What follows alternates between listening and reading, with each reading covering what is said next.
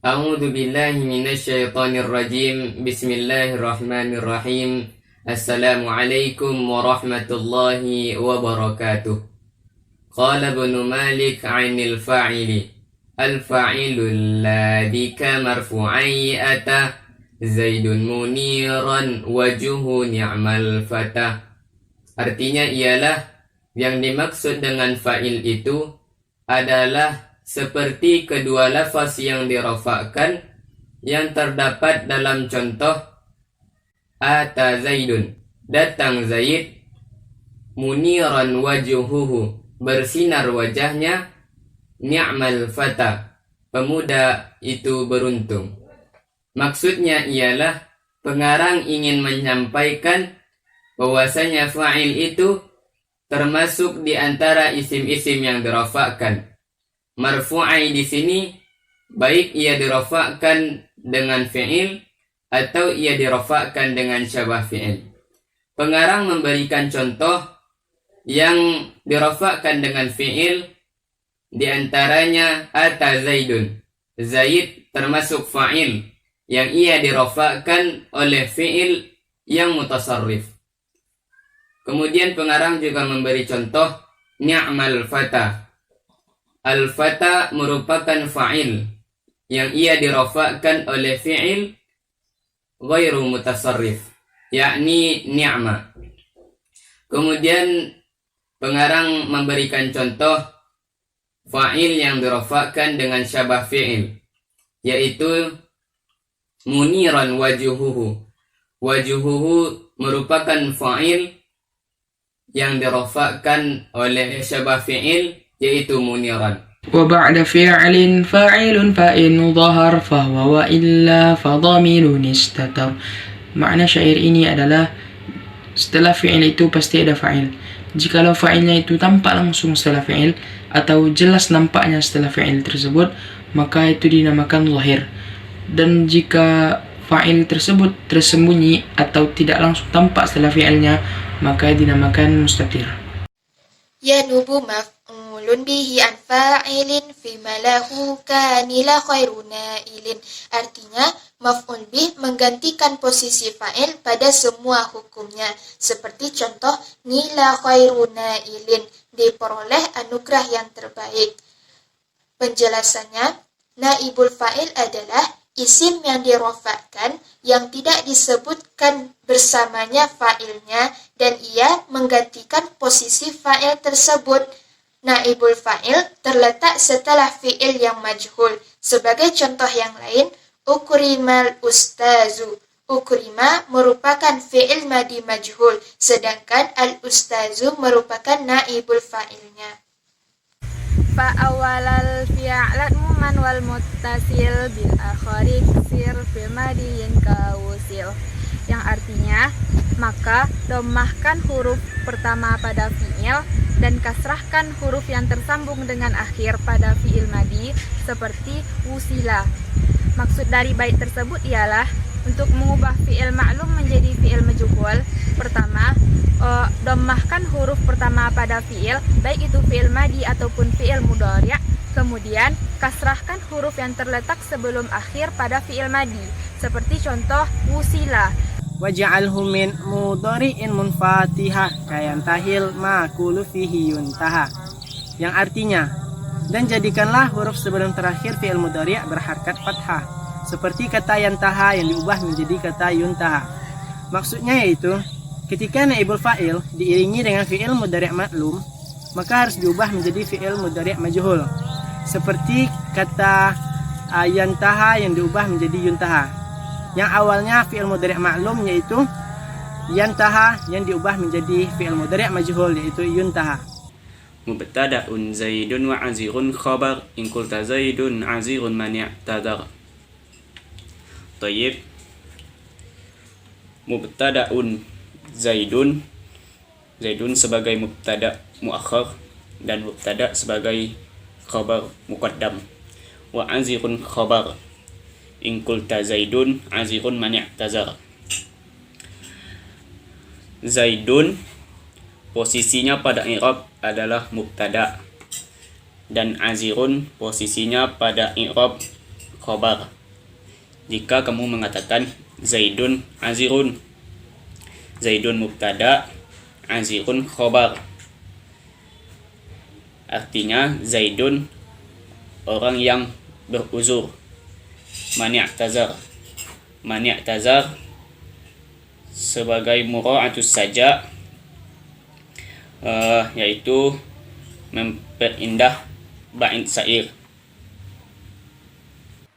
وأول مبتدأ وثاني فاعل أغنى في أثر زاني وأول مبتدأ. Dan yang di awal dalam sebuah kalimat itu kita sebut dia dengan mubtada. Wathani fa'ilun aghna. Dan yang kedua pada kalimat itu kita sebut dia dengan fa'il, yang mana fungsinya ialah aghna. Apa itu aghna? Mencukupi atau memperkaya sebuah kalimat itu. Fa'ilun aghna sering kita sebut dia dengan khobar. Pada contoh, fi asarin zani, sarin di sini ialah isim. Isim apa dia?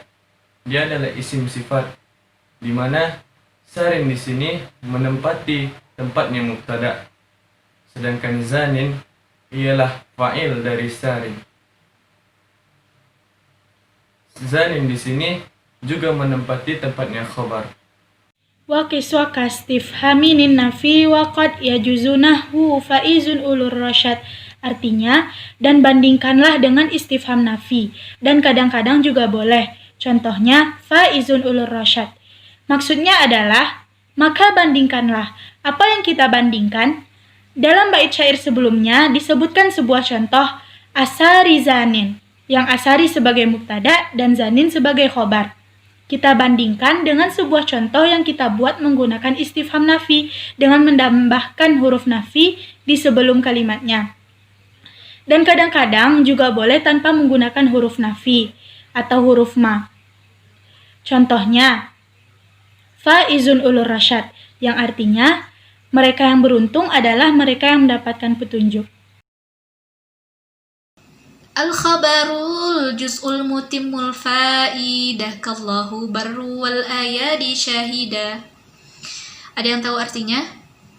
Nah, khabar itu adalah al-juzu, yaitu suatu bagian, al-mutimul fa'idah, penyempurna faedah. Kallahu barru, yang contohnya Allahu barru, Allah itu maha baik. Wal ayadi syahidah, dan kejadian-kejadian itu sebagai saksi. Apa yang dapat kita simpulkan dari syair ini? Tentu kita tarik dulu apa kesimpulan dari khabar. Khabar itu adalah al-juz'ul lati tatimmu bihil faedah ba'dal mubtada. Dia adalah suatu bagian penyempurna faedah yang terletak setelah mubtada. Berarti mubtada dan khabar ini memiliki kaitan yang kuat.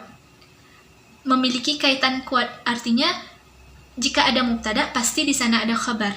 Contohnya, Zaidun qaimun. Si Zaid berdiri. Di mana? Apa yang menjadi khabar di sana? Ya benar, qaimun, yaitu berdiri. Mubtada'nya adalah Zaid. Jikalau tidak ada khabarnya, berarti menjadi Zaid saja. Zaidun, Zaid. Maka orang akan bertanya-tanya, ngapain si Zaid nih? Ngapain dia? Maka datanglah khabar yang berfungsi agar orang nggak bertanya-tanya lagi, agar orang mendengar nggak kebingungan lagi. Datangkanlah kabarnya, yaitu qaimun, berdiri. Jadi seminimal-minimal kalimat dapat kita pahami apabila di dalam kalimat itu sudah tercakup di dalamnya mubtada khabar. Dari contoh yang tadi, Zaidun qaimun, sudah terdapat mubtada dan khabar. Berarti kita nggak kebingungan lagi untuk memahami kalimat itu. Juga dapat kita ketahui antara mubtada dan khabar itu dia harus mutabaqah, harus sesuai. Jika mubtada'nya itu mudzakkar, maka khabarnya itu juga mudzakkar. Jika mubtada'nya itu muannats, maka khabarnya juga muannats, dan begitu juga seterusnya. Contohnya, Fatimatun hadiratun. Nah, mubtada'nya muannas, khabarnya juga muannas. Fatimah berdiri. Mana yang menjadi khabar? Betul, hadirah. Berarti dengan adanya hadirah telah sempurna makna Fatimah tadi. Kita nggak kebingungan lagi ngapain si Fatimah. Karena sudah adanya khabar, Fatimah itu berdiri. Dapat kita pahami, tidak ada kebingungan lagi. Dan juga dapat kita pahami, khabar itu dia tidak selalu mufrad, dia ada ghair mufrad, baik itu dalam bentuk syabah atau dalam bentuk jumlah, baik jumlah ismiyah atau fi'liyah. Wal aslu fil akhbari an tu'akhkhara wa jawizu taqdima illa dororo. Asal pada khobar terdapat di akhir dan boleh didahulukan tak kala tidak menimbulkan mudharah. Maksud dari penggalan syair ini adalah wal aslu fil akhbari an tu'akhkhara. Asal pada khobar itu terletak di akhir. Maksud terletak di akhir ini adalah terletak setelah mubtada. Jadi mubtada khobar. Wajawizu taqdima illa dororo, dan boleh didahulukan daripada mubtada apabila tidak meninggalkan kemudharatan. Maksud kemudharatan di sini adalah tidak meninggalkan ketidakjelasan antara mubtada dan khobarnya. Tarfa'u kana al-mubtada isman wal khabar tansubuhu ka kana sayyidan Umar. Artinya, kana merafakkan mubtada sebagai isim dan menasabkan khabar seperti kana sayyidan Umaru.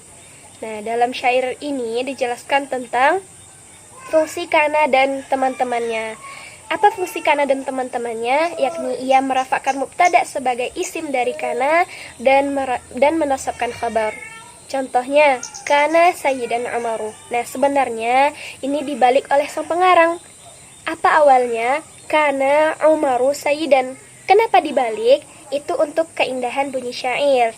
Nah, kalau kita lihat kana Umaru sayyidan, itu berawal dari jumlah ismiyah Umaru sayyidun, dimasuki oleh kana, dia berubah menjadi kana Umaru sayyidan. Umaru sebagai isim dari kana dan sayyidan sebagai khabar dari kana. Kakana zolla bata'atha asbaha amsa wa sara laisa zala bariha. Yang artinya zolla, bata, adha, asbaha, amsa, soro, laisa, mazala, dan ma bariha seperti kana dalam beramal. Maksud dari bait tersebut adalah zolla, kana, bata, asbaha, dan yang lainnya merupakan kana wa akhwatuha. Kana itu merofakkan isim dan menasabkan khobar. Berarti zolla, bata, dan kawan-kawannya tadi juga merafakkan isim dan menasabkan khobar karena dia termasuk dalam kana wa akhwatuha. Fati'a wa faqa wa hazal arba'a li syabina fi aulina fi musba'ah. Dan ada 4 huruf di sini, yaitu zala, bariha, fati'a, dan wafaqa. Dan yang 4 huruf ini mirip cara kerjanya dengan nafi atau untuk menafikan hanya cuma untuk sementara.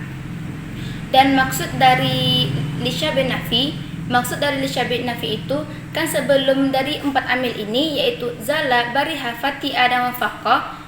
Maksudnya itu di sebelum 4 amil ini pasti ada huruf nafinya. Contohnya itu mazala asyam, belum muncul matahari itu. Kan ma itu kan nafi, tidak ada, belum ada, hilang, belum ada. Jadi ma-nya itu nafi, sedangkan zala itu amilnya. Jadi nafinya itu terletak sebelum amilnya si zala. Jadi terletak nafi itu sebelum amilnya. Dan maksud dari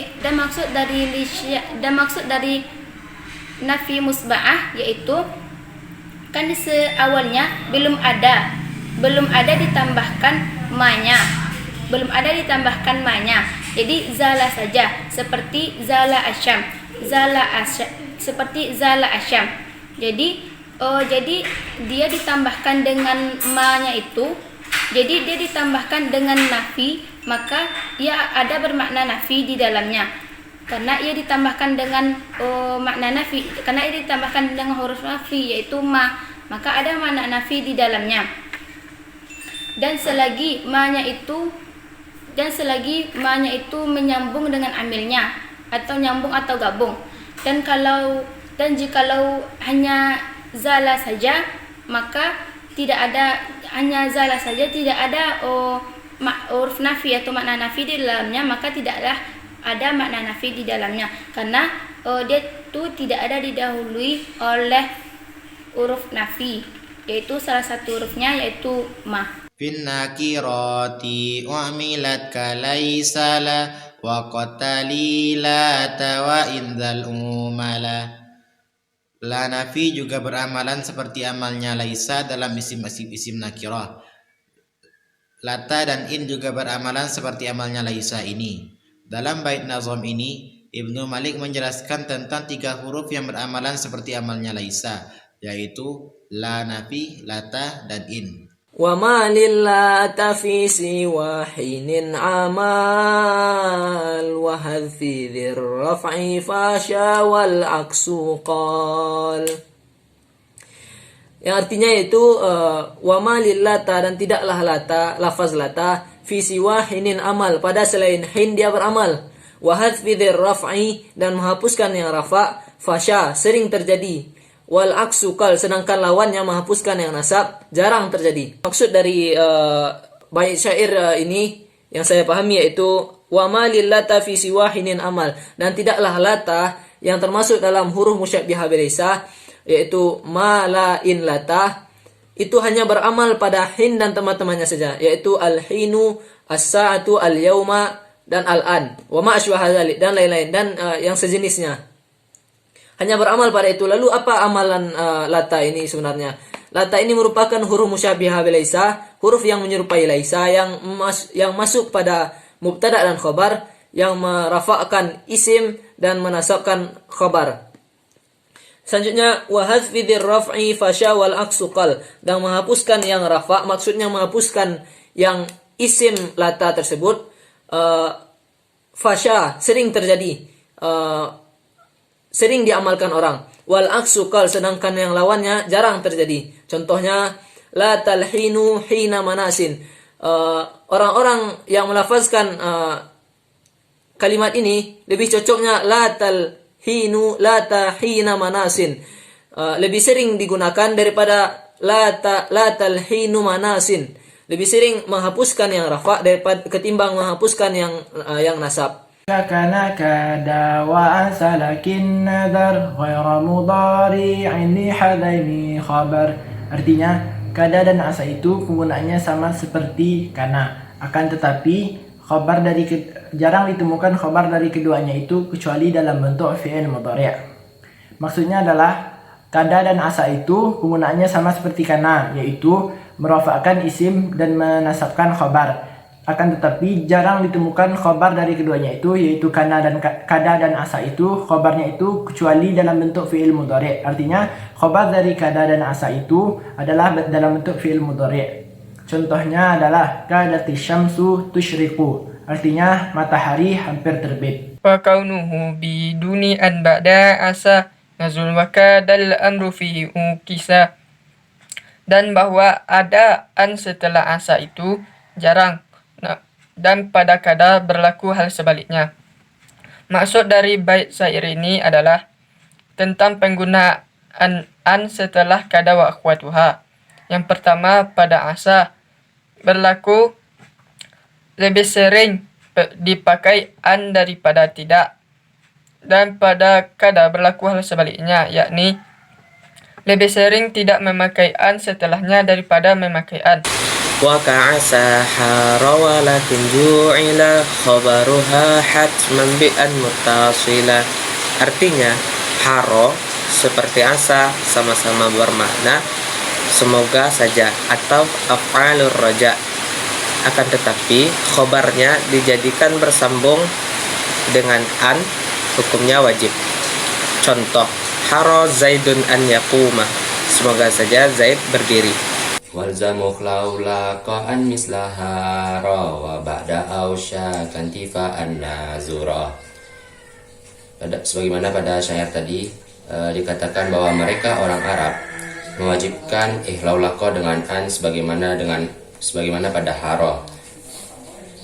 Khabar setelah ausyaka itu jarang sekali digunakan. Seperti mana pada contoh ihlaulaqa zaidun ayyakuma, dengan arti semoga Zaid itu berdiri. Kemudian ausyaka zaidun ayyakuma, hampir saja Zaid itu berdiri. Pada syair yang tadi saya bacakan Saya akan membahas dua kada wa akhwatuha. Yang pertama ausyakka, yang kedua ikhlaulaqa. Ausyakka ini pada pembagian kada wa akhwatuha terdapat pada mata dulu ala qaribil wuqu'il khabari atau af'alul muqarrabah dengan artian itu hampir. Sedangkan ikhlaulaqa terdapat pada mata dulu ala raja'i atau nama lainnya af'alur raja. Ini artinya dengan artian itu semoga. Tansubul innal mubtadas man wal khabar tarfa'uhu ka inna zaidan du basar. Artinya inna itu menasabkan isim yaitu mubtada dan merafa'kan khabar. Contohnya seperti inna zaidan du basar.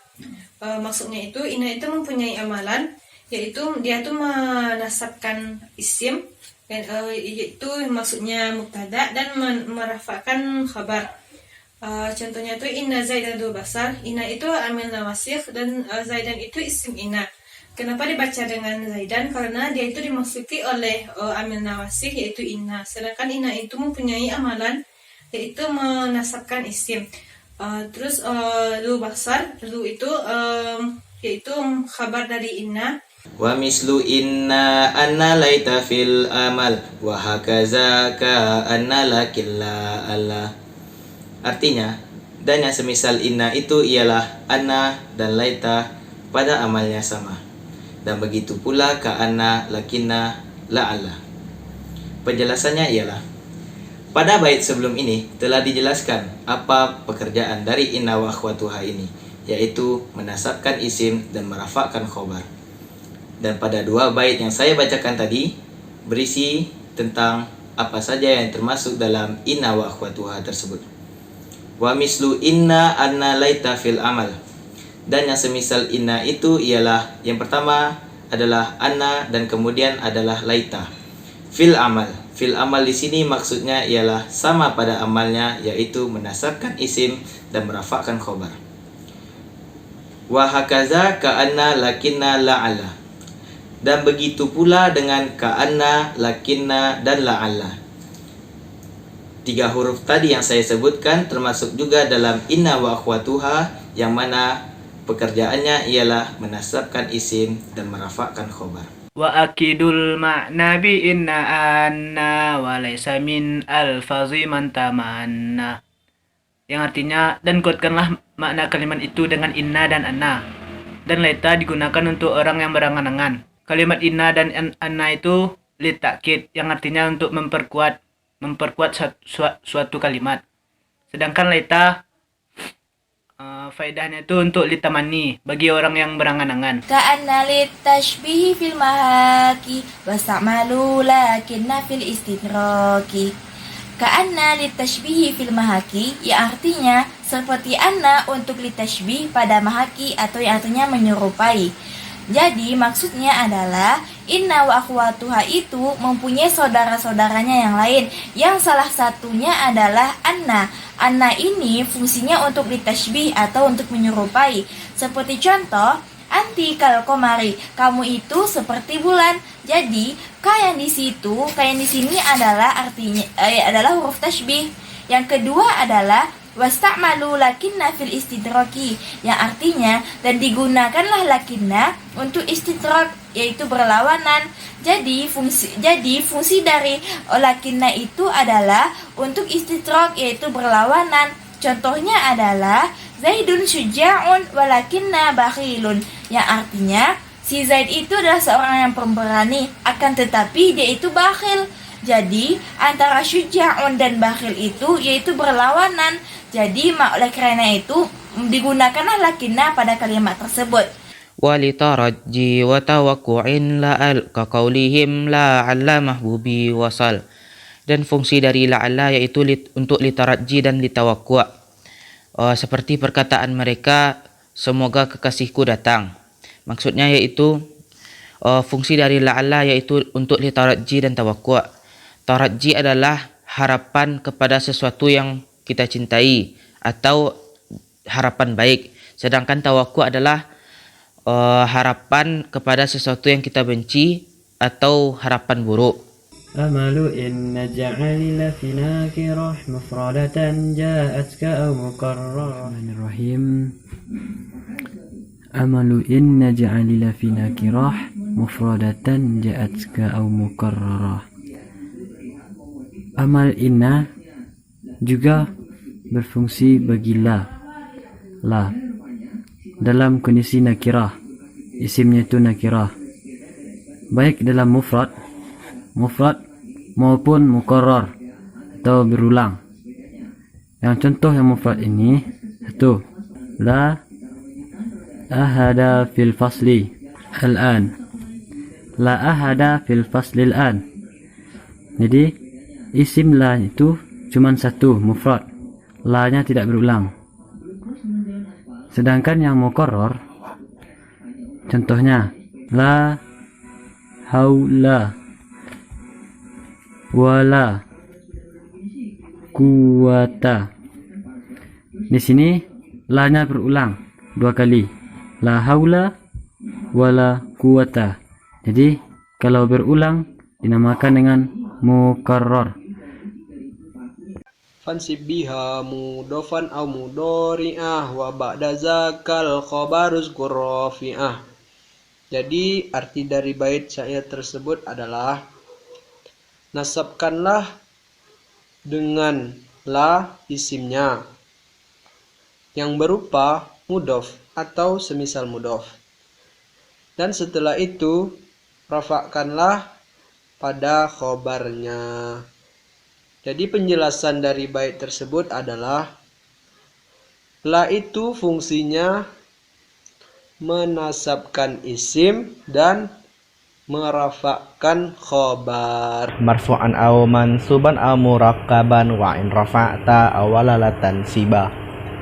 Secara marfu' atau mansub atau murakkab, apabila kamu mengangkat yang pertama maka tidak dinasabkan. Maksudnya boleh dirafa'kan, dinasabkan atau dimurakkab. Apabila dia rafa' maka la haulun. Apabila dia nasab la haulan, apabila dia murakkab la haula. Maka jika yang pertamanya rafa, yang keduanya tidak boleh nasab. Misalnya la haulun wala quwatan. Insib bi fi'lil qalbi juz'ai tidak a'ni ra'a khala alimtu wajada. Arti dari bait syair di atas adalah nasabkanlah dengan fi'il qalab 2 bagian ibtida, yaitu mubtada dan khabar. Fi'il qalab yaitu ra'a khala alimtu wajada. Maknanya adalah fi'il qalab boleh juga disebut dengan zanna wa akhawatuha. Lafaz zanna wa akhawatuha merupakan suatu fi'il yang merusak susunan dari mubtada dan khabar.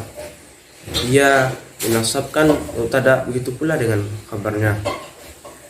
Kemudian menjadi 2 maf'ulnya. Contoh, zannantu zaidan qa'iman, yang artinya saya menyangka si Zaid itu berdiri. Zanna hasibtu wa za'amtu ma'at hajadara wa ja'alal ka'taqad.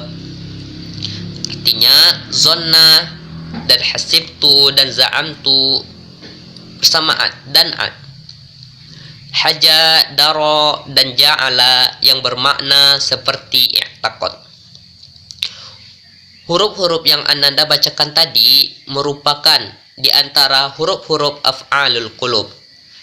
Apa itu af'alul qulub? Af'alul qulub merupakan bagian dari zanna wa akhwatuha. Af'alul qulub ialah fi'il-fi'il yang menunjukkan arti pekerjaan dalam hati. Af'alul qulub dibagi 2. Yang pertama, fi'il yang menunjukkan arti yakin. Kemudian fi'il yang menunjukkan arti menyangka. Fi'il yang menunjukkan arti yakin kita ambil dari huruf yang kita bacakan tadi, yaitu daro. Daro termasuk fi'il yang menunjukkan arti yakin. Contohnya, duritul wafil ahda ya Urwa faghtabit fa inna iktibata bil wafa'i hamid. Artinya, wahai Urwa, kamu adalah orang yang menepati janji, maka inginlah, karena keinginan menepati janji adalah terpuji.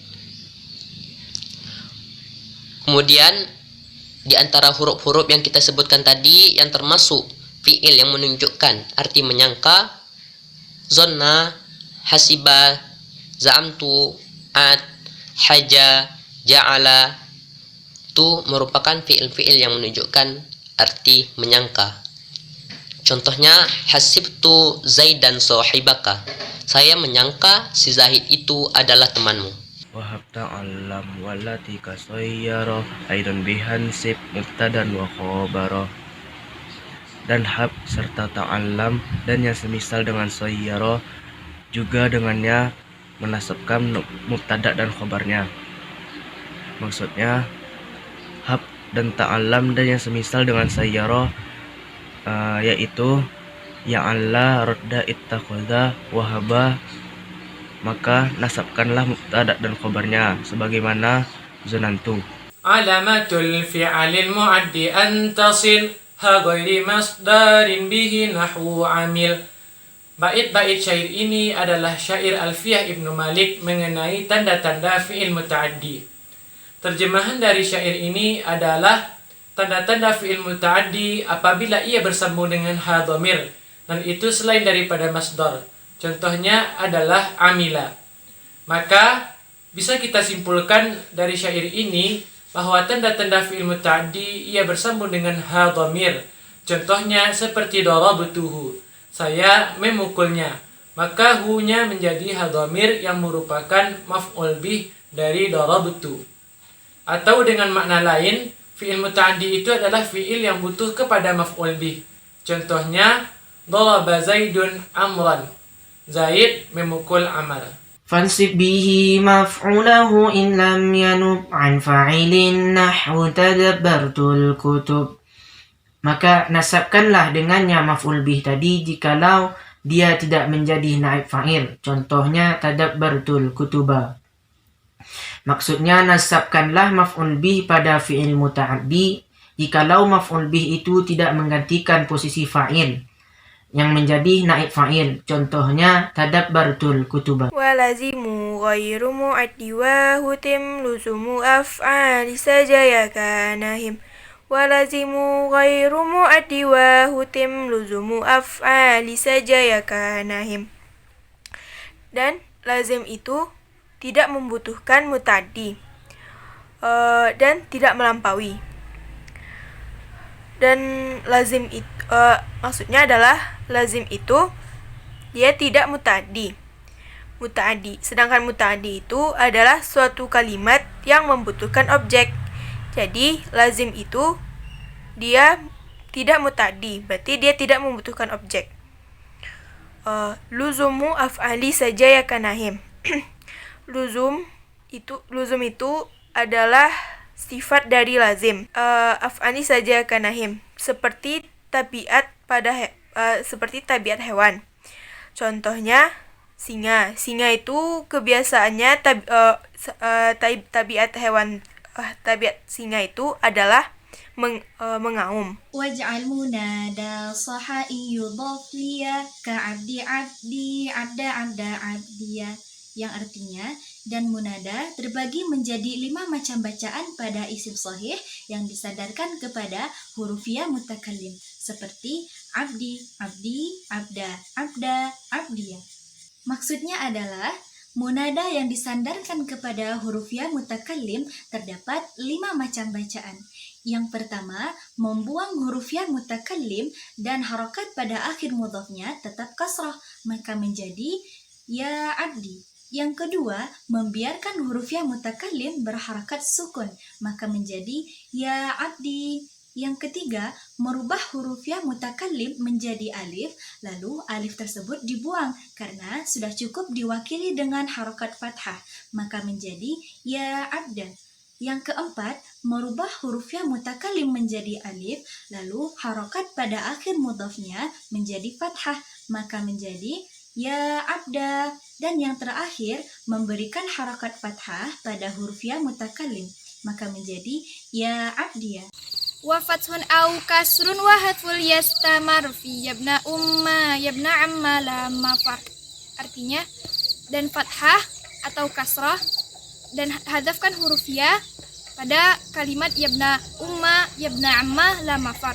Maksudnya, dan boleh difathahkan atau dikasrohkan dengan cara menghapus atau menghadaf huruf ya selanjutnya, yaitu ya mutakalim pada kalimat yabna umma dan yabna amma. Jadi kalimat ini sebelumnya memiliki ya mutakalim yang bacaannya yabna ummi dan yabna ammi. Lalu dihadafkan karena diidhafakan kepada ya mutakalim. Dihadafkanlah ya mutakalim ini sehingga bacaannya boleh fathah atau boleh kasrah pada huruf mimnya. Yabna umma atau yabna ummi